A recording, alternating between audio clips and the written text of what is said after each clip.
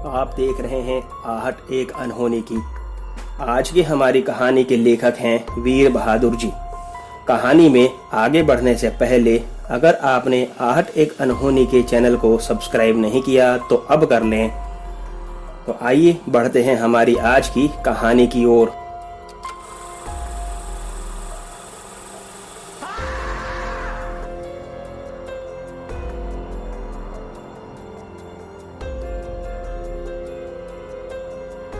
अचानक से लॉकडाउन लग जाने की वजह से मैं अपने घर नहीं जा सका था और मेरे साथ कुछ फ्रेंड्स और भी थे जो लॉकडाउन की वजह से फंस गए थे। अब मैं काफ़ी परेशान हो गया था और घर वापस जाना चाहता था। तो मैं और मेरा एक दोस्त एक ही जगह के थे, तो हमने हमारी ट्रेन की टिकट करवा ली थी और घर जाने के लिए निकल गए थे। ट्रेन में जैसे अमूमन भीड़ होती है वैसी भीड़ नहीं थी और ज्यादातर सीटें खाली ही थी। हम दोनों दोस्त शांति से बातें करते करते और सोते सोते रास्ता काट कर आखिरकार हमारे स्टेशन पहुंच गए थे। हमारा स्टेशन नैरो गेज पर पड़ता था क्योंकि एक दूर दराज का स्टेशन था। रात को हम करीबन 1:30 बजे स्टेशन पर उतर गए थे। स्टेशन वैसे तो दिन में भरा भरा सा रहता था, लेकिन उस दिन पहली बार हम रात में उतरे थे। स्टेशन एकदम वीरान था।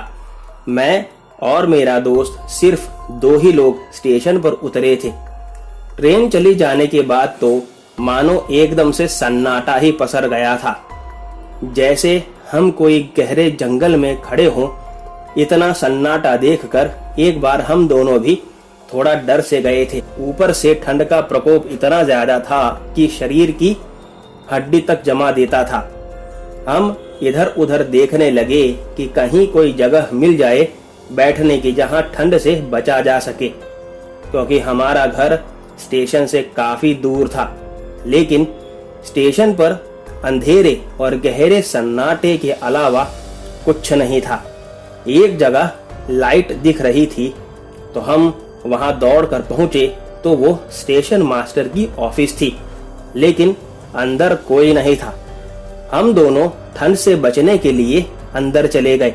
वहां खाली बेंच पर मेरा दोस्त तो सीधा सो ही गया और मैं बैठकर इधर उधर देख रहा था। उतने में स्टेशन मास्टर रूम में आए तो मैंने उनसे हमारी समस्या बता दी।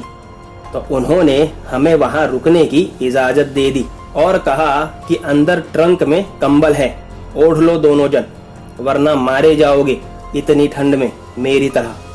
जब उन्होंने मेरी तरह कहा तो मैं उनके सामने देखने लगा। तो उन्होंने कहा कि ओढ़ो ओढ़ो, जल्दी करो, सोचने का वक्त नहीं है।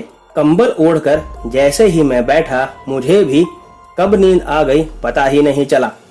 सुबह 5 बजे एक भारी आवाज ने हमारी नींद तोड़ी। हमने देखा तो सामने एक सफाई कर्मचारी, स्टेशन मास्टर और टीटी खड़े थे और हमसे पूछ रहे थे कि तुम बंद कमरे का ताला तोड़कर अंदर कैसे आए।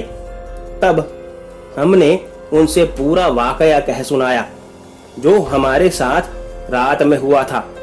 तब हमें पता चला कि दरअसल वो स्टेशन मास्टर कुछ दिन पहले ही मर चुके थे और ज्यादा ठंड की वजह से वहां रात के समय कोई रुकता नहीं था।